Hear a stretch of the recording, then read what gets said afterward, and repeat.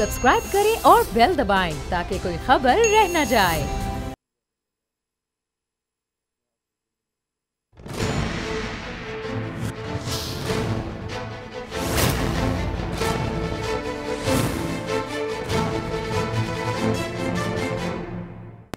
अस्सलाम वालेकुम, मैं नूरुल आरफीन सिद्दीकी और आप देख रहे हैं मेरी जंग। आज कोई दिल दुखाने वाली बात नहीं की जाएगी। आज लाइटर टॉपिक्स लेकर के हाजिर खिदमत हुए हैं। तहरीक इंसाफ का तूफ़ान तो नहीं कहूँगा, उसे क्या कहेंगे, तहरीक इंसाफ का जादू अब सर चढ़ करके बोल रहा है और ख़ान साहब का विज़न जो है वो अब सरहद पार, भारत में नहीं बल्कि अब वो कई ममालिक की सरहदें पार करके सीधा फ़लस्तीन जा पहुँचा है। तहरीक इंसाफ की फ़लस्तीन में ब्रांच खुल गई है, लेकिन मज़े की बात यह है कि तहरीक इंसाफ पाकिस्तान वालों को इसकी ज़र्रा बराबर भी ख़बर नहीं है। अब आप इस नई ब्रांच की शरारत ज़रा मुलाहिज़ा कीजिए। एक फ़लस्तीनी को या फ़लस्तीनी के रूप में किसी को उसको क्या कहने पे मजबूर किया। उसने बताया कि ख़ान साहब जो हैं वो अर्तगरल गाज़ी हैं मौजूदा दौर के। अब बताइए आप, अब इस बात पे मैं क्या कहूँ, कुछ भी कहूँगा तो पकड़ा जाऊँगा। पहले अर्तगरल गाज़ी की प्रमोशन के लिए ख़ान साहब की जो खिदमात हैं वो ठीक है, वो हमारा Islamic character and all that, ये वो सब चीज़ें। उसके बाद फिर उसको इंपोर्ट भी कर लिया, उसमें भी जाहिर है कि जो भी जिसका भला होना था, जो अगर हुआ होगा। लेकिन अब ख़ान साहब को ही अर्तगरल गाज़ी करार देना, ये थोड़ा सा मेरा ख्याल है कि ज़्यादा जोश और जज्बात से काम लेकर के उन्होंने नाइंसाफ़ी की है ख़ुद अर्तगरल के साथ। कहने वालों का तो ये भी कहना है कि अर्तगरल गाज़ी जो है वो कब्र में तड़प रहा होगा और उसके बाद फिर उसके लवाहिकीन जो है वो अब इस फ़लस्तीनी को या शायद इस नाम निहाद फ़लस्तीनी को सू करने के बारे में संजीदगी से गौर कर रहे हैं। बताया गया है, इसी फ़लस्तीनी ने हमें बताया, ये पता नहीं कौन है, अल्लाह मारा, इसने बताया कि अपनी दिलेरी के सबब शाह महमूद कुरैशी साहब, जिन्होंने CNN की एंकर को मुँह तोड़, कलम तोड़ जवाब दिया था बाकायदा, जिस पर उसे माँ सिवाय इधर उधर की बात करने के, यहूदियों को प्रोटेक्ट करने के, यहूद दुश्मनी का इल्ज़ाम लगाने के और कुछ न सूझा।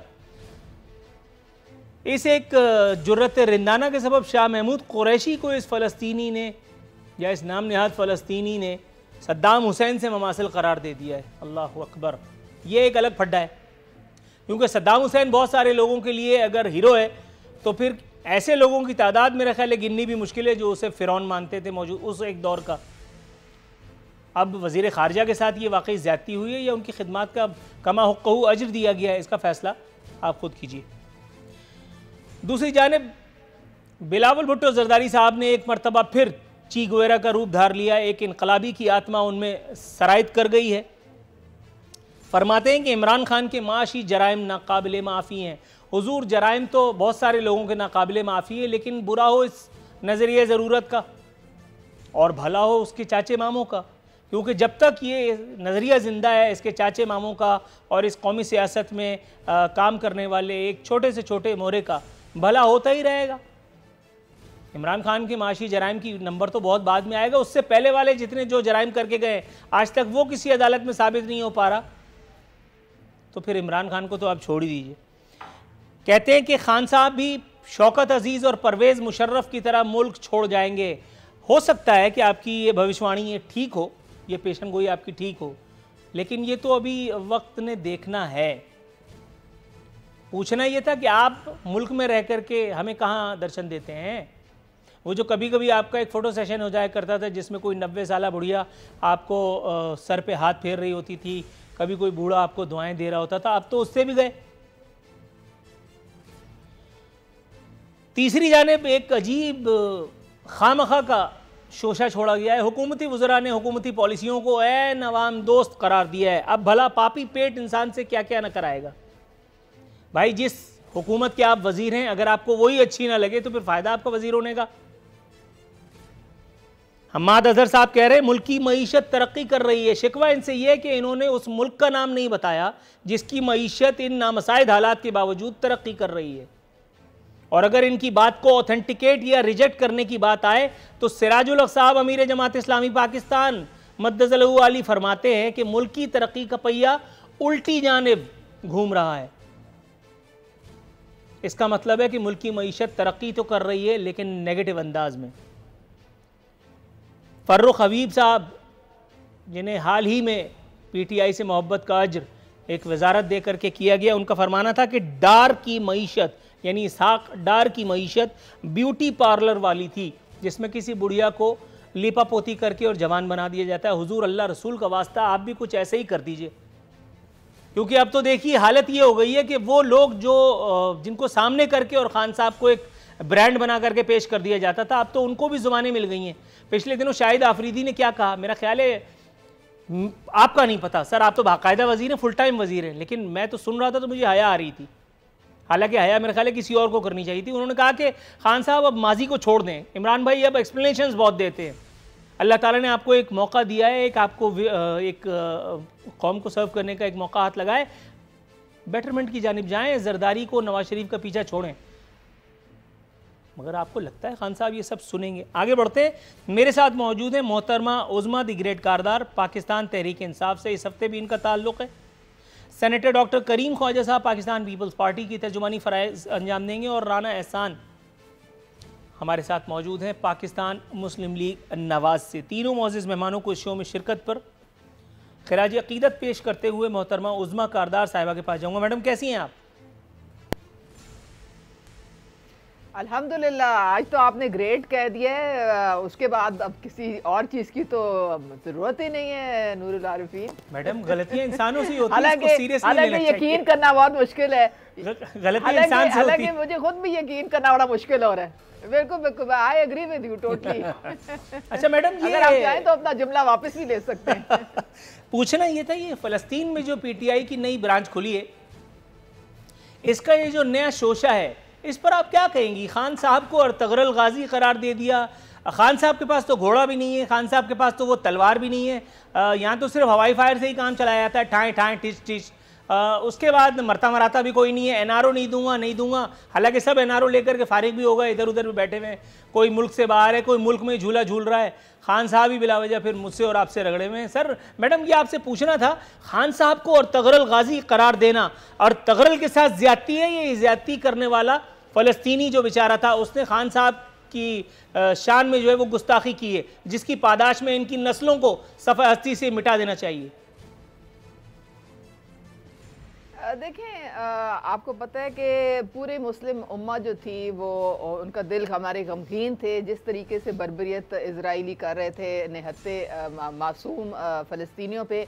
अब हर मेरे ख्याल में जो मुसलमान है उसके दिल में गम है। अब मेरे ख्याल में जिस बात की रो में बह के तो ये एक दूसरे से मुआवजा करना शुरू कर देते हैं, हालांकि इसकी ज़रूरत नहीं है।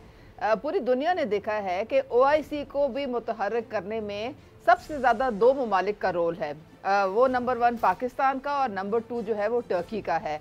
तो दोनों ममालिक के जो सरबराहान हैं, इनके जो वज़राए ख़ारजा हैं, जिस तरीके से वर्चुअल OIC की मीटिंग बुलवाई गई, फिर उसमें जॉइंट रेजोल्यूशन आया, फिर किस तरीके से ये सारे वज़राए ख़ारजा यूनाइटेड मैडम, मैं आपकी सारी बातें समझ गया हूँ, लेकिन मैं अपनी आदत से मजबूर हूँ। ये मुझे बताइए, एक तकरीर की अक़वाम मुत्तहिदा में भारत मुखालिफ, उसके ऊपर इतना खुशामद का तूफ़ान आया कि बाकायदा खान साहब को अमन के नोबेल इनाम के लिए नामज़द करवाने की करारदाद असम्बली में पेश कर दी गई। एक फ़लस्तीनियों पर यह बात आई है और फ़लस्तीनियों के लिए आपने एक आध मरियल किस्म की तकारीर करके अपने तौर पर मुस्लिम उम्मा का दिल जीत लिया। हालांकि मुस्लिम उम्मा को कतई परवाह नहीं है आप लोगों की, माजरत के साथ, उस पर आपने उनको अर्तगरल करार दे दिया। ये खुशामद का कौन सा ऐसा रीत रिवाज है जो ख़त्म होने में नहीं आ रहा? मतलब पाकिस्तान पीपल्स पार्टी में भी ऐसी बहुत हरकत होती हैं, पाकिस्तान मुस्लिम लीग नवाज में भी। मैं जब उन रहनुमाओं के पास जाऊँगा तो उनके लगते लूँगा, लेकिन आप पहले अपना जवाब दे दीजिए। देखें नूरुल आरिफीन, अवार्ड और नोबेल पीस प्राइज़ वो होता है जो कोई और आपको दे, और कभी प्राइम मिनिस्टर ने अपने मुंह से ये नहीं कहा कि जी मुझे नोबेल प्राइज़ मिलना चाहिए बस। लेकिन जो आपको पता है कि जो बाकी लोग होते हैं, जो आपके वोटर्स सपोर्टर्स होते हैं, कई दफ़ा वो मोहब्बत में भी इस तरह की बातें कर लेते हैं। वोटर सपोर्टर्स ने नहीं की थी, ये चमचों ने की थी, ये चमचा ब्रिगेड ने की थी, ये वुज़रा की फौज जफर मौज ने की थी। वोटर सपोर्टर का पार्लियामेंट में क्या काम? पार्लियामेंट में जो करारदाद पेश की गई है तो चमचों ने की थी ना। देखे ना, हमने नेशनल असेंबली में, पंजाब असेंबली में कहीं लिखा है हमने कि वो उर्दुगुल हैं या वो उनको नोबेल प्राइज मिलना चाहिए? कहीं नहीं है। एक टू द पॉइंट करारदाद है फ़लस्तीनियों के साथ सॉलिडेरिटी, और ये जुल्म सितम जो है, बिल्कुल। लेकिन ये जो बाकी, हाँ, लोगों को थोड़ा सा देखे, कोई फायदा नहीं है, क्योंकि अगले बंदे को एम्बैरेस करने वाली बात है। अर्तगरल को एम्बैरेस किया, इसका मतलब है। थोड़ा सा तवक्कुफ फरमाइएगा, मैं आपकी तरफ आता हूँ। सेनेटर डॉक्टर करीम ख्वाजा साहब, मैं आपकी जानिब आऊँगा। सर, पूछना यह था कि इस बात से इनकार तो आपको भी नहीं होगा कि चमचागिरी बाकायदा आज एक सनत बन चुकी है। सियासत में भी इस एक स्किल से कमा हुक्कू फ़ायदा उठाया जाता है।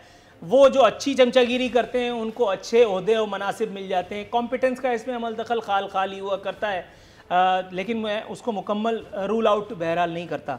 सर, आपकी पार्टी में भी यही सब चीज़ें हैं, इनकार मत कीजिएगा, मुझे दिल दुखेगा, फिर बहस तूल पकड़ जाएगी।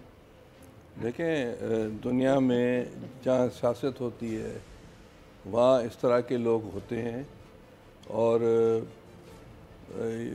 वो जो चमचागिरी जो भी करते हैं उससे इनकॉम्पिटेंसी झलक आती है, और उससे उस शख्स का भी नुकसान होता है जो चमचागिरी करता है, और उस लीडर का भी नुकसान होता है।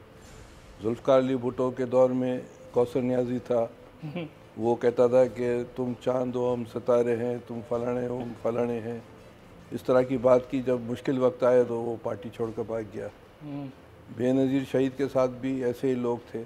तो ये कोई नई बात नहीं है दुनिया की सियासत में या पाकिस्तान की सियासत में ये। अच्छा सर, लेकिन पिछले दौरे हुकूमत में पाकिस्तान पीपल्स पार्टी के, सर, वो एक आदमी जो, मतलब अब मैं नाम तो नहीं लेता, लेकिन इस वक्त वो जियाले हैं, वो पीटीआई के मफलर उनके पास है, और वो ज़मानत करवाने के लिए या कोई केस न चलवाने के लिए अच्छी खासी हैवी वेट किस्म की जस्टिफिकेशन है। दोबारा उन्हीं की तरफ आता हूँ। सुना है, मैं तो खैर उस वक्त पैदा ही हुआ था, सुना है कि वो जुल्फ़िकार अली भुट्टो की मौत पर या उनकी फांसी पर मिठाई बांटते फिर रहे थे। उसके बाद फिर उनकी एक वीडियो मौजूद है जिसमें वो बीबी शहीद हो गई करके वो वालियाना रोने की अदाकारी कर रहे थे, हालांकि एक आंसू नहीं था उनकी आंख में। उसके बाद फिर उनको बाकायदा ऐवान सदर तक रसाई भी हासिल थी, उनको ठीक ठाक एक बड़ा ओहदा भी तगड़ा किस्म का दिया जिसमें उन्होंने हाथ साफ किया कौम पर, और उसके बाद अब वो पीटीआई का मफलर डाल करके और जियाले वो चल रहे हैं खिलाड़ी।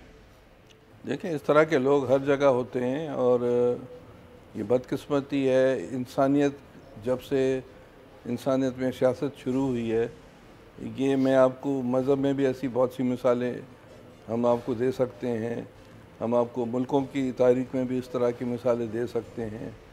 आपको जो है, मिसाल के तौर पर आप भोल चैनल के एक हिस्सा हैं, यहाँ भी ऐसे लोग होंगे। तो ये एक माशरे की बदकिस्मती है, और माशरे में जो टॉप पर होता है उसको ये फ़ैसले करने होते हैं कि कोई ऐसी चीज़ नहीं हो जिससे इस खुश फरेबी में खुद फरेबी में मारा जाए आदमी। ठीक हो गया सर। अच्छा, राना एहसान साहब, सर कैसे हैं आप? अल्लाह का शुक्र है, बहुत शुक्रिया जी। अच्छा, राना एहसान साहब, सर आपसे मैं तवक्को करता हूँ, आप माशाल्लाह एक सियासी घराने से ताल्लुक़ रखते हैं। काफ़ी आपके वालिद साहब की भी, मरहूम की अल्लाह गरीक़ रहमत करे, सियासी एक उनकी एफिलिएशन थी पाकिस्तान मुस्लिम लीग नवाज़ से। काफ़ी कड़े वक्तों में भी वो पार्टी की क़यादत के साथ और वो शाना बशाना खड़े रहे। तो आपसे मैं उम्मीद तो नहीं करता कि आप मेरी बात पर साफ़ जिसको कहते हैं वो उसको इस्तरदाद फरमाने की कोशिश करेंगे, लेकिन फिर भी सर, क्या मुस्लिम लीग नवाज़ चमचागिरी से आरी सियासी जमात है? क्या शरीफ बरादरान, शरीफ साहिबान इस सनत से मुतासिर होने वाले या खुश होने वाले कायदीन में नहीं है?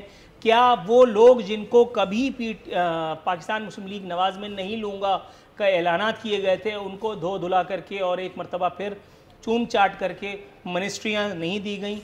सर कुछ इरशाद फरमाइएगा ज़रा। देखिए, मैं आपको बिल्कुल सच्चा जवाब दूंगा जो मैं दिल से समझता हूँ। देखें, इस मुल्क में जमहूरियत मचोर नहीं हुई, ना political parties all across the board, आप पीटीआई, पीपल्स पार्टी, पीएमएलएन की बात करें, उसकी वजह क्या? छोटी सी मैं आपको, अगर मुशर्रफ के दौर के अंदर हमारी पार्टी तोड़ दी गई और काफ़ी लोटे जो हैं वो उधर चले गए। तो हमारा पाकिस्तान में बदकिस्मती से पार्टीज जो हैं वो तो सर्वाइवल की जंग लड़ रही।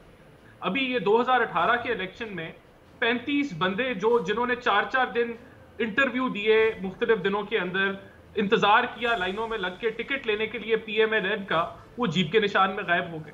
तो जब आपके मुल्क के अंदर जो पार्टीज के साथ खिलवाड़ किया जाएगा, जमहूरियत के साथ खिलवाड़ किया जाएगा, तो जो पार्टीज है वो मजबूर हो जाएंगी अपने आप को बचाने के लिए, और फिर उसके अंदर जो है वो मेरिट जो है वो प्रिवेल नहीं करता, और फिर आप एक सर्वाइवल की जंग लड़ रहे होते हैं सर। लेकिन गजब खुदा का मतलब किसी को मिनिस्ट्री देने के लिए भी तो कोई क्राइटेरिया होना चाहिए। मैं मेरा ख्याल है आपसे दूसरी मर्तबा ये बात कह रहा हूँ, और अपने प्रोग्रामों में कितनी ही मर्तबा मैं कह चुका हूँ, आपके दौर में एक ऐसा आदमी, अल्लाह माफ़ करे, वो एक वज़ीर था जिसको मैं अपना एसोसिएट प्रोड्यूसर ना रखूँ, उसके ऊपर कैमरा जाता है, वो गुफ्तगू भी कर रहा होता है, नीचे बाकायदा लिखा होता था फलाना वज़ीर, लेकिन आपका दिल नहीं मान रहा होता था कि यार ये वज़ीर कैसे हो सकता है। आप समझ रहे हैं? मतलब इस तरह की चीज़ें भी, आप उसको नज़रिया ज़रूरत का नाम दें, आप उसे मजबूरी का नाम दें, मसलिहत। जवाब देता हूँ, अगर ये निज़ाम प्रॉपरली चले बगैर छेड़खानी के, मिसाल के तौर पे जो है वो जीप के निशान के ऊपर लोगों को प्रेशराइज ना किया जाता, हमारी पार्टी को फिर से 2018 में ना तोड़ा जाता, या टिकट ऑफर PTI के हमारे मेंबरान को ना किए जाते, तो एक नॉर्मल साइकिल जब एक जमहूरियत का चलता है तो फिर ये चीजें जो हैं खुद ब खुद ही रिसाइकल हो जाती। ठीक है सर, गिरा तो हूँ लेकिन टांग फिर भी ऊपर रखूंगा। आपका मैं समझ गया मुद्दा, मैं आपकी तरफ आता हूँ, थोड़ा सा तवक़ुफ़ कीजिएगा। मोहतरमा उज़्मा कारदार साहिबा के पास जाते हैं। मैडम, आपसे तो बात करके यकीन मानिए दिल खुश हो जाता है, ये लग बात कि अक्ल जो है वो चकरा के रह जाती है कि पूछा गया था और जवाब क्या आ रहा है। खैर मैडम, ये मुझे बताइएगा कि शाह महमूद कुरैशी साहब को कहा गया है कि ये इतने दिलेर हैं कि इनको सद्दाम हुसैन का जो है वो टाइटल दे दिया जाए। मैडम, ये ज़्यादती नहीं थी? सद्दाम हुसैन के साथ नहीं, वज़ीर ख़ारजा के साथ। एक तो बेचारे इतनी मेहनत मुशक्क़त करके जाके उन्होंने उसकी सकील अंग्रेज़ी का जवाब सकील अंग्रेज़ी से दिया, वो अल्लाह मारी एंकर का, वो यहूदी आंटी जो थी। उसके बाद आप उनकी इस मेहनत का अजर उनको ये दें कि आप उनको एक हिटलर से या एक जिसको कहते हैं फ़िरौन से आप इनको वो ममासिल करार दे दें, ये कुछ ज़्यादती नहीं हो गई? ज़रा बताइएगा। देखिए, ये जो चमचागिरी जिसका बहुत अभी जिक्र हो रहा था, इसका सबसे बड़ा नुकसान जो है ये उस लीडर को खुद होता है। शाह महमूद बहुत हमारे एक रिस्पेक्टेड फॉरेन मिनिस्टर हैं और उन्होंने बहुत अच्छे तरीके से फॉरेन पॉलिसी को हैंडल किया है, पूरी दुनिया के ऊपर ये वाज़ेह है। लेकिन सद्दाम हुसैन जो है, उसके साथ कहना कि जी वो अब सद्दाम हुसैन तो वैसे ही कंट्रोवर्शियल एक फिगर है। भाई आप जो काम कर रहा है उसको उसकी अपने ज़ात की हैसियत से आपने अगर उसको तारीफ़ करनी है तो थोड़ी बहुत अपने जायज़ एक मुनासिब तरीके से कर लें, लेकिन इस तरह के नाम देने और फिर जिसे कहते हैं ना कुछ more loyal than the king himself, इससे वो फ़ायदे की बजाय लीडर को उल्टा नुकसान पहुंचाते हैं। आपके में नून लीग के जो ये बैठे हुए मेहमान, इनको मैं ज़रा याद कराती जाऊं, ये इन्होंने 2-3 दफ़ा जिक्र किया हमारी हुकूमत को तोड़ दिया, हमारे लोगों को भगा के ले गए। तो ज़रा असगर खान केस पे थोड़ी सी अगर रोशनी डाल दें तो हमें मालूम होगा कि कौन किसको लेके गया था, किसने किसको तोड़ा था। तो ये मैडम मेरा ख्याल है ये लेने लगाने वाली बातें जो है वो थोड़ा सा रहने दी जाए, क्योंकि ये बात बहुत तवील हो जाएगी, कौन किसको कहाँ ले गया था और उसके बाद फिर क्या हुआ था। ये थोड़ा सा पाकिस्तान में जमहूरी निजाम की तारीख का एक सब शामिल तारीख पहलू है। लेकिन फिर भी मैं आपके एक बात बता रहा हूँ मैडम, ये मुझे बताइएगा कि आप इसको रिग्रेट कर रही हैं, आप इस पर रिग्रेट कर रही हैं और आप कह रही हैं ऐसा नहीं होना चाहिए, लेकिन अगर तो आप पर भी एक ज़माने में अताब आया था, आप समझ गई होंगी मैं किस एपिसोड की बात कर रहा था, तो उस वक्त आपको रांदा दरगाह करार दे दिया गया था और उस एक वक्त में आपके जिसको कहते हैं कि मरकत पे चढ़ करके और कितने लोगों ने लुडिया पाई होंगी आपके नाम को इस्तेमाल करके। अब अगर वही लोग नज़रिया ज़रूरत का दामन थाम करके और आपको मलका विक्टोरिया के मुमासिल करार दे दें तो आप उल्टा उस पर खुश होंगी या आप उसके खिलाफ एक्शन लेंगी? पाकिस्तानी सियासतदान होने के ऐसे से जवाब दीजिएगा, क्योंकि मुझे पाकिस्तानी सियासतदानों से किसी किस्म की कोई खुशफहमी ज़ाती तौर पे नहीं है। नूरुल आरिफीन, अगर तो आप सियासत में एक कॉज के लिए आए हैं, अब अगर आप आवाम की खिदमत रखने का कोई जज्बा दिल में रखते हैं फिर तो आपको इस तरह के जो इल्काबात हैं उनकी बिल्कुल उससे कोई खुशी नहीं होगी। लेकिन अगर आप का कोई आपने अगर काम किया है जिससे लोगों की जिंदगी में बेहतरी आई है, उसके लिए अगर कोई उसको एक्नॉलेज करता है। अच्छा, तो वैसे मैडम ये इंटरव्यू तो फिर आप ही का होता रहेगा, इस पे अंदर से दिली खुशी होती है। ये इंटरव्यू तो फिर आप ही का होता रहेगा, क्योंकि ये तो आप ऐसी जगह पे आप ले गई हैं इस एक इंटरव्यू को कि आपके काम से, आपके पैशन से लोगों की ज़िंदगियों में कोई फ़र्क पड़ा है। तो आपके काम से ज़ाती तौर पे मैं आपकी तरफ आता हूँ, ज़रा सोच लीजिए जब तक कि मोहतरमा उज़्मा कारदार की किस किस कंट्रीब्यूशन से पाकिस्तानी अवाम को क्या क्या फ्यूज़ पहुँचे। मैं आपकी तरफ आता हूँ। ये सवाल ज़रा मुश्किल है, जवाब ढूंढने में शायद आपको थोड़ा सा टाइम लगे। मैं डॉक्टर करीम ख्वाजा साहब के पास वापस आए तो मैं आपको बताऊंगी कि क्या कंट्रीब्यूशन है। Definitely would love to. मैं जी सेनेटर डॉक्टर करीम ख्वाजा साहब, सर मोहतरमा ने बात की कि अगर आप एक विजन के तहत सियासत में आएँ और लोगों को उनकी जो लिविंग स्टैंडर्ड्स है वो इम्प्रूव होता है, अगर लोगों को कुछ आप पे बैक कर सकते हैं, कंट्रीब्यूट कर सकते हैं सोसाइटी के लिए, ये तो बात ख़त्म हो गई। मगर इस तरह की सियासत अगर 73 साल में हो रही होती तो हमारा ये हाल होता। सर के ऊपर जो है वो छत नहीं है, हाथ में रोटी नहीं है, और उसके बावजूद भी अल्लाह का शुक्र है में एटमी क़ुव्वत। देखें, आपने जो सवाल किया था मैडम से, वो शाह मोहम्मद कुरैशी ने जो स्पीच की थी, तो शाह मोहम्मद कुरैशी एडवर्ड शेवरडनाज़े नहीं है जो उस ज़माने में सोवियत रूस का फॉरेन मिनिस्टर था, नहीं हेनरी किसिंजर है, नहीं भुट्टो शहीद है जो कि मोस्ट पॉपुलर जिनकी स्पीचेस रही है यूनाइटेड नेशन में। अब शाह मोहम्मद कुरैशी एक एम्बिशियस आदमी है, उसको ये है कि अभी ये जो कुछ होगा तो उसके रास्ते खुलेंगे, मैं बन जाऊंगा कुछ ना कुछ। जहाँ तक आपने ये फरमाया कि अर्दगान की बात, तो मैं थोड़ी आवाम की आगाही के लिए बता दूँ कि अरब सरज़मीन में अर्दगान को कोई अच्छी हैसियत नहीं है, क्योंकि टर्की वहाँ कॉन्करर था 500-700 सालों से। वहाँ ये कहते हैं कि भाई सलाउद्दीन अयूबी, यासिर अरफ़ात, जॉर्ज हबाश, इस तरह के नाम लेते तो समझ में भी आती है, पीटीआई वालों को तारीख भी नहीं आती है। और ये कहते हैं कि भाई ये बख्त नसर जिसने बेबीलोन का बादशाह था, जिसने जाकर यरूशलेम को तबाह किया और जो है फर्स्ट टेंपल तबाह की, भाई इमरान खान उस तरह बन जाए।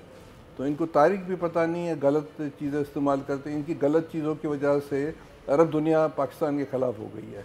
और इनको अभी मुझे बताएं कि इस वक्त आप बताएं आरफीन कि वो मलेशिया का जो वज़ीर आज़म जो आजकल नहीं है, उससे इमरान मातीर से बात करने की क्या ज़रूरत है? ऑलरेडी आपका जो है सऊदीज़ आपसे नाराज़ हैं। इस वक्त सूट करती है क्या? वो बटर नस्ल है जिसे उसने बात की है, या ये कोई बड़ा इंटेलेक्चुअल है? ऐसी हरकतें कर रहे हैं इमरान खान या इनके जो फॉरेन मिनिस्टर। अब वो मुझे बताएं ना, अब वो नुक्कड़ के ऊपर जो पान की दुकान वाला कोई फीका माजत आया, प्राइम मिनिस्टर उससे तो बात नहीं करेगा मलेशिया की? अगर उसने एक्स प्राइम मिनिस्टर से बात की जिसका एक इन्फ्लुएंस है पॉलिटिक्स में, तो वो और किससे बात करेगा? नहीं, तो इस वक्त जब आप सऊदी अरेबिया से ताल्लुकात, आप कह रहे हो कि कुछ हमारे ताल्लुकात हो जाएं या यूएई से हो जाएं, उस वक्त इसी बुनियाद पर तो झगड़ा था कि वो सऊदीया से आपको ताल्लुकात क्यों इस्तेमाल करने जनाब? यही ना कि जब आपका कोई लीडर यहाँ से फरार होकर के भागे तो उसको सऊदीया थोड़ी सी पनाह देते, हो गया। इतना तो ताल्लुकात हमेशा हमारे रहते हैं, इतने तो ताल्लुकात हमारे हमेशा रहते हैं। फाइनेंशियल इश्यूज हैं जिसकी वजह से ताल्लुकात पाकिस्तान को रखना। सर यहाँ एक ब्रेक की कॉल दे दी गई, नाजरीन एक मुख्तसर दोबारा हाजिर होते हैं।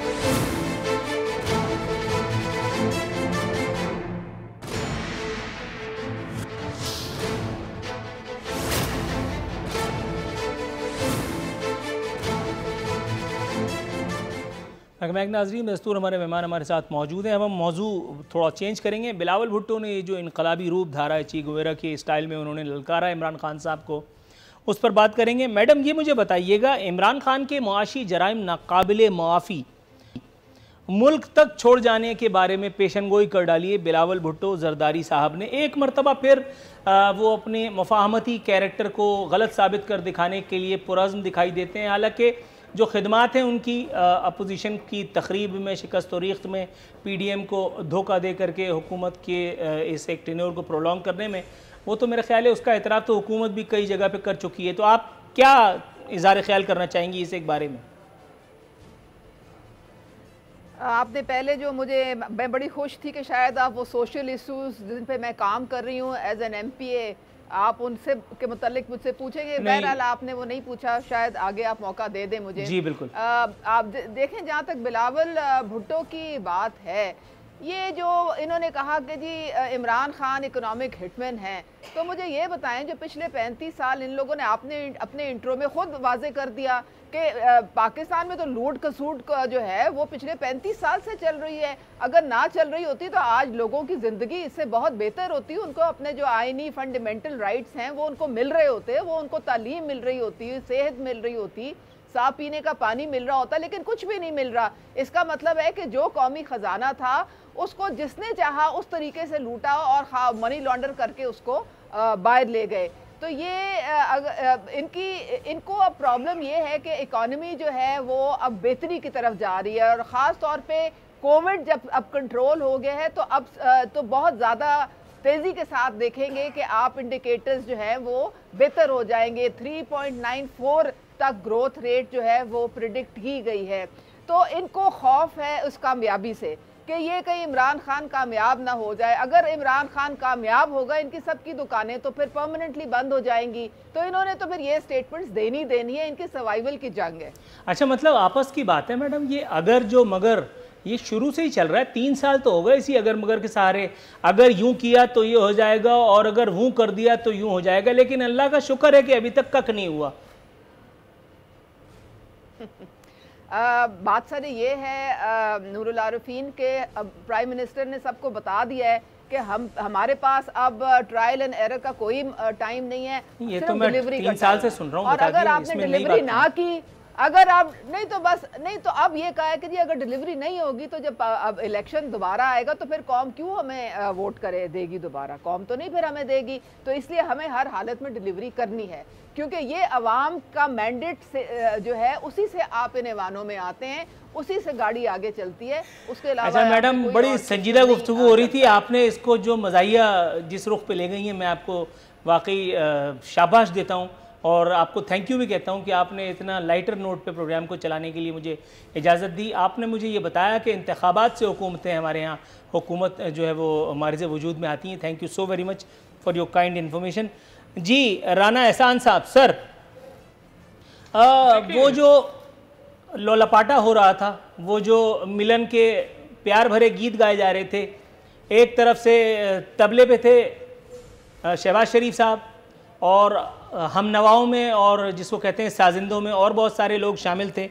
ख़ुद बिलावल भुट्टो भी तान लहरा करके और आप लोगों की जिसको कहते हैं मिलन के बारे में बड़ी अच्छी अच्छी बातें किया करते थे। मैं सवाल करता था पीपल्स पार्टी से और जवाब उसका नून लीगिया दे रहा होता था, लेकिन अब अल्लाह का शुक्र सुम्मा अल्हम्दुलिल्लाह सियासी तलाक होने के बाद अब मुझे खेल खेलने की पूरी आज़ादी है। तो अब ये सवाल आपसे पूछते हुए मुझे नहायत खुशी हो रही है। सर, इमरान खान के माशी जराइम नाकाबिल माफ़ी हैं बिलावल भुट्टो के नज़दीक, लेकिन जो माशी जराइम पाकिस्तान पीपल्स पार्टी की हुकूमत ने अपने दौरे इख्तिदार में सरजद फरमा दिए, जिसका अभी तक अल्हम्दुलिल्लाह सुम्मा अल्हम्दुलिल्लाह हमारी इस काबिल फ़ख्र हुकूमत को और एहतसाब के इदारों को अभी तक कोई सुराग नहीं मिल रहा, उसके बारे में क्या ज़हर अफशानी करना चाहेंगे आप? देखिए, बदकिस्मती से जो अकाउंटेबिलिटी है पाकिस्तान के अंदर, उसके ऊपर बहुत बड़ा सवालिया निशान है। और वो इसी वजह से है कि जिस तरह ये हुकूमत भी जो है वो मिनिस्टर्स जो हैं वो नैब की आगे हर मूव को बयान करते हैं टीवी के ऊपर, और मीडिया पे जो है वो फोकस किया जाता है कीचड़ उछालने पे, लेकिन जब कोर्ट को एविडेंस देनी होती है तो उसके ऊपर कोई ज़्यादा जो है वो रिजल्ट ओरिएंटेड नहीं होता, और फिर मजबूरन जो है वो कोर्ट बेलें देता है क्योंकि एक प्रोसिक्यूशन का केस ही नहीं होता। और गवर्नमेंट की ये कोशिश होती है कि हम जल्द अज जल्द जो है वो ऑपोजिशन के लोगों को जेल में डालें। तो जब आपकी इस तरह की अकाउंटेबिलिटी होगी और आप जो ये जो अदारे हैं उनको एज ए टूल इस्तेमाल करेंगे, तो फिर वो इंस्टीट्यूट्स तो नहीं डेवलप होंगे, वो तो जो है वो खराब से नहीं। लेकिन आपके ख्याल में इमरान खान की माशी जराइम नाकाबिल कबूल हैं, लेकिन अगर पीपल्स पार्टी के दौर में कोई कांड हुआ है तो वो काबिल माफ़ी है, वो बेलेबल ऑफेंस है?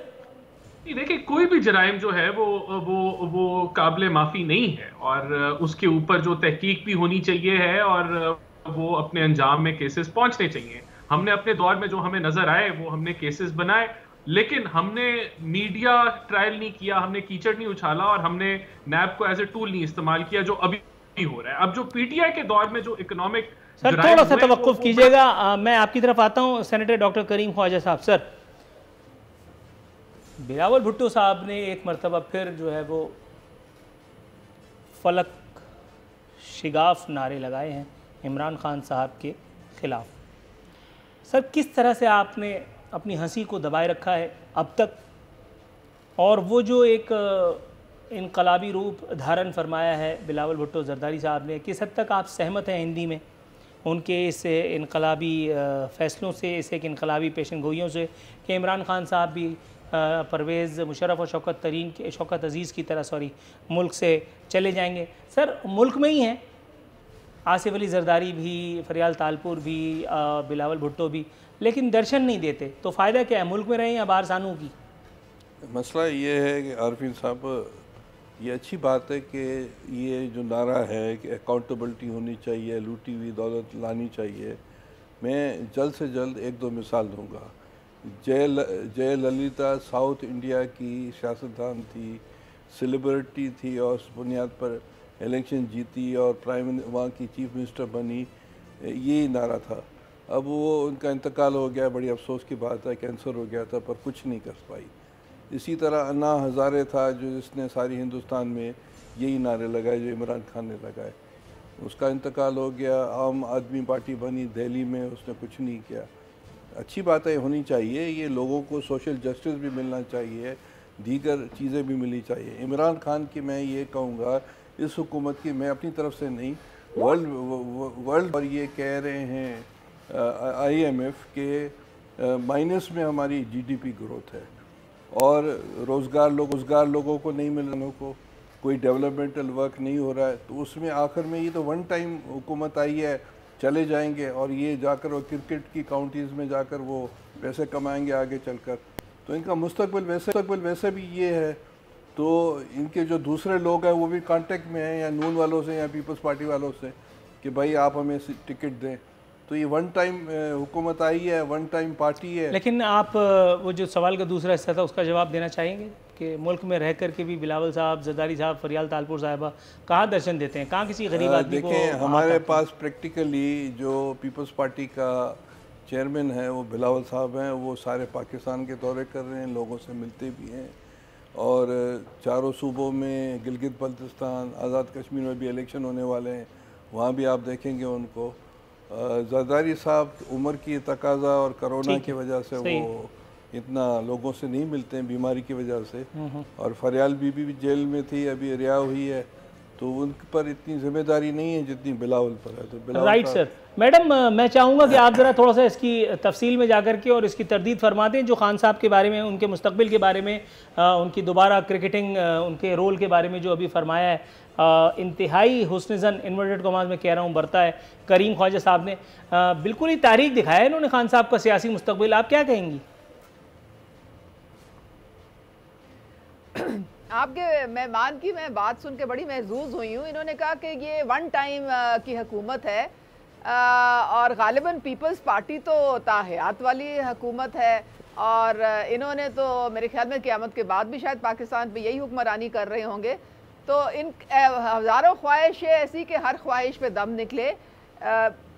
बात सारी ये है कि इन लोगों ने चूँकि इस मुल्क में लोगों को महरूम रखा, तभी इमरान खान प्राइम मिनिस्टर बना, वरना तो इनकी हुकूमतें अभी भी होती, वरना तो प्राइम मिनिस्टर इमरान खान का तो वजूद ही ना होता। अब इमरान खान साहब जो हैं, उनको एक जब हुकूमत बनाई तो उनके पास उतने नंबर्स नहीं थे, उनको और सारे लोगों को शामिल करना पड़ा। तो अब कॉम्प्रोमाइज़ तो थोड़ा बहुत लेना देना तो करना पड़ता है।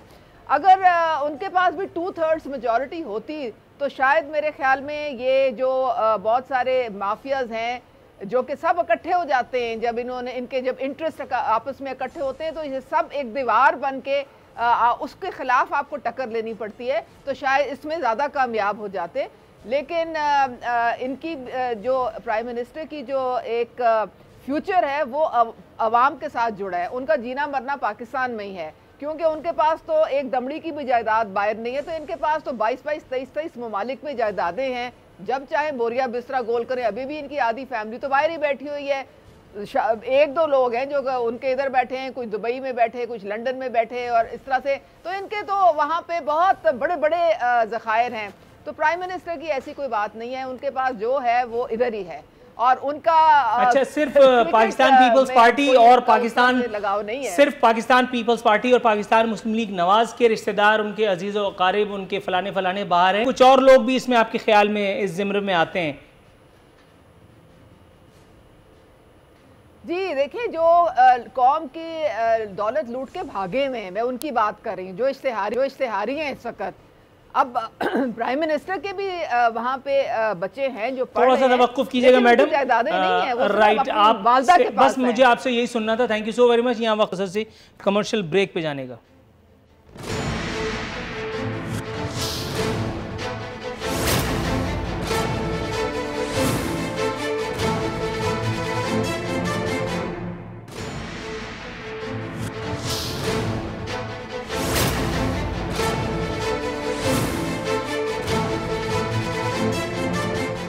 वेलकम बैक नाज़रीन, इख्तितामी लम्हा शो ज्ञान पहुँचे हैं। सेनेटर डॉक्टर करीम ख्वाजा साहब, सर वज़रा ने हुकूमती पॉलिसियाँ आवाम दोस्त करार दे डाली हैं। हम्माद अज़हर साहब का कहना है मुल्क की मईशत तरक्की कर रही है। फ़ारूक हबीब कहते हैं डार की मईशत ब्यूटी पार्लर वाली थी। सर कौन सी ऐसी हुकूमत होगी जिसके वज़रा तरक्की की कस्में नहीं खाएंगे? पाकिस्तान पीपल्स पार्टी के अदवार में भी ये सब कुछ हुआ, आवाम का चाहे जो कुछ भी हुआ हो, लेकिन बहरहाल हुकूमती वज़रा आखिरी दिन तक, आखिरी लम्हे, आखिरी घंटे तक यही कहते रहे कि अल्लाह का शुक्र सब मस्त है।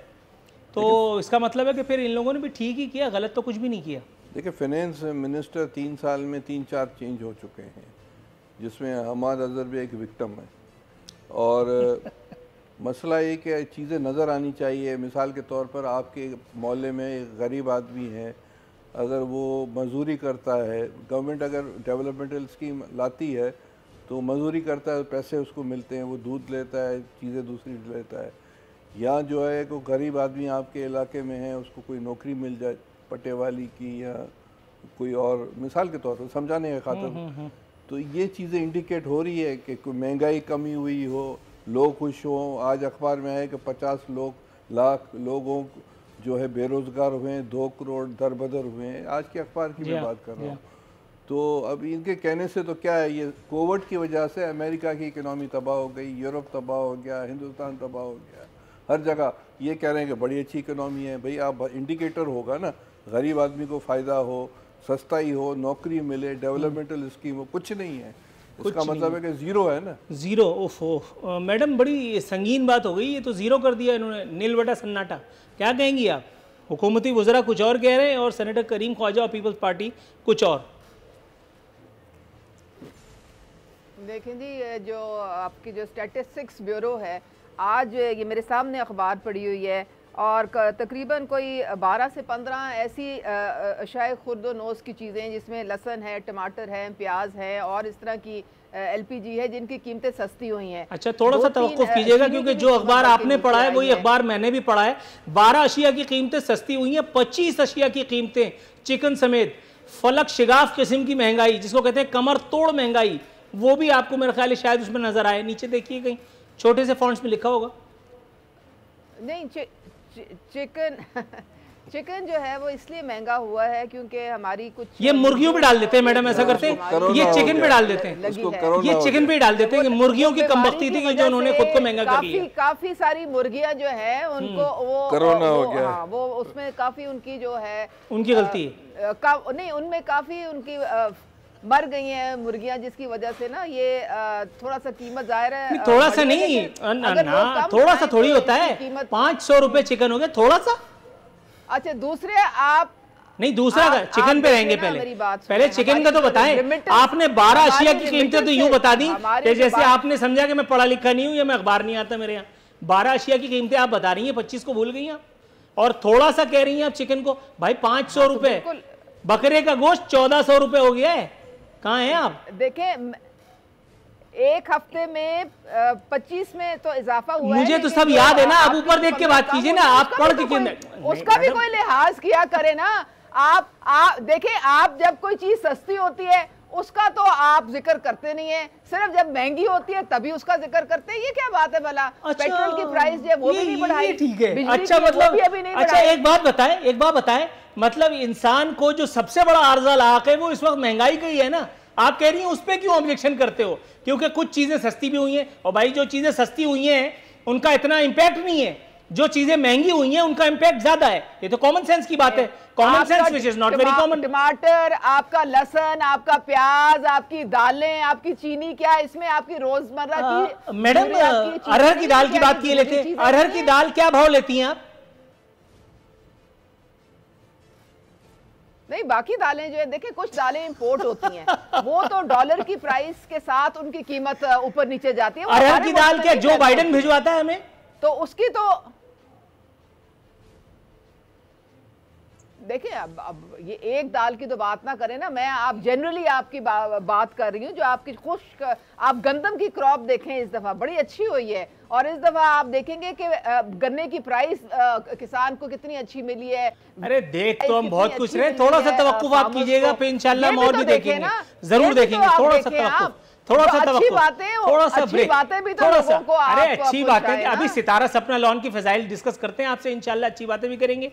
राना एहसान साहब, सर सिराजुल हक साहब की बदगुमानी इस हद तक बढ़ गई है कि वो कह रहे हैं हुकूमती तरक्की का पहिया उल्टा घूम रहा है। आपको इजहार ख्याल इस मामले में करने की दावत देना सूरज को चिराग दिखाने की मुतरादिफ ही है, क्योंकि आप तो जिसको कहते हैं छप्पर फाड़ के ही बोलेंगे, कफन फाड़ के ही बोलेंगे। जाहिर है कि इमरान खान साहब कोई पसंदीदा तो नहीं, आप अपोजिशन में है, लेकिन फिर भी लॉजिक्स को मद्देनजर रखते हुए कितना कोसना चाहेंगे आप इस महंगाई को?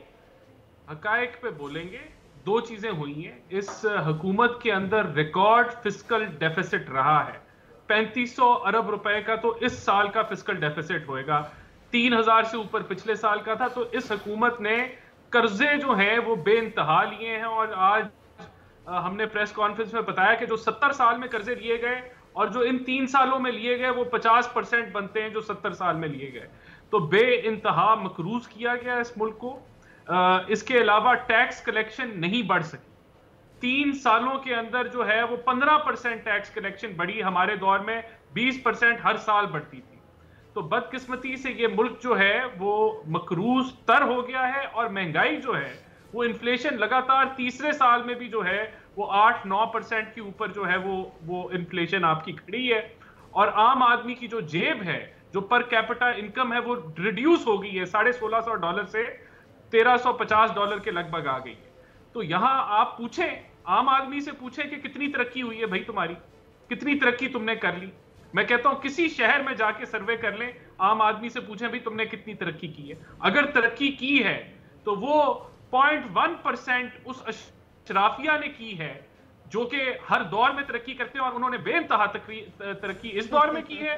मिडिल क्लास जो है वो फारिग हो गई है, वो ना होने के बराबर थी और रह गई है। और जो गुर्बत की शरह से नीचे जो रह रही थी अवाम, वो 24% पे थी 2018 के अंदर। वो कुछ इकोनॉमिस्ट अब प्रिडिक्ट कर रहे हैं कि वो 40% तक पहुंच गई। तो ये तरक्की दी है इन्होंने पाकिस्तानी। राइट सर, थोड़ा सा तवक्कुफ कीजिएगा, मोहतरमा उज़्मा कारदार के पास जाएंगे। मैडम मेरे पास एक खबर मौजूद है, खुशकुन खबर है लेकिन गुमराहकुन भी लगती है। एक हुकूमती वजीर फरमाते हैं कि तहरीक इंसाफ एक ख़ानदान की तरह है। मैडम कुछ लोगों ने इसको बड़ा सीरियस लिया है, उन्होंने कहा कि आपकी हिम्मत कैसे हुई कि भानुमती के कुंबे को आपने एक ख़ानदान कह दिया। ख़ानदान हर चौक चौराहे पे थोड़ी एक दूसरे के बाल पकड़ रहा होता है, एक दूसरे के कपड़े फाड़ रहा होता है। कुछ कहिएगा मैडम।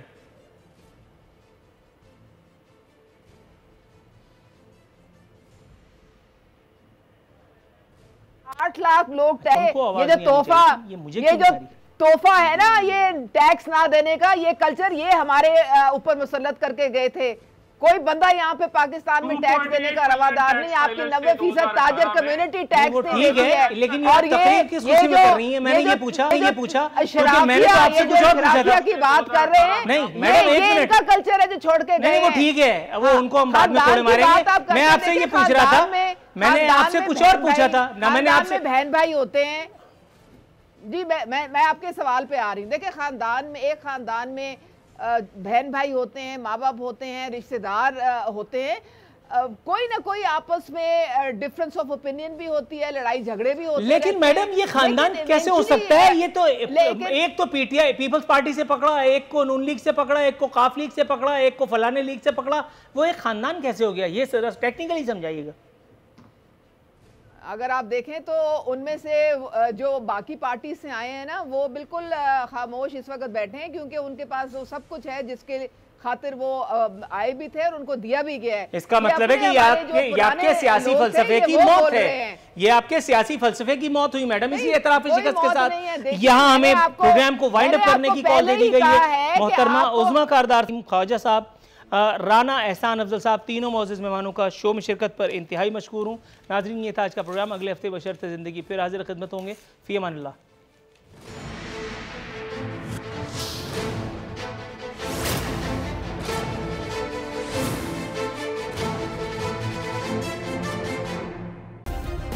सब्सक्राइब करें और बेल दबाएं ताकि कोई खबर रह न जाए।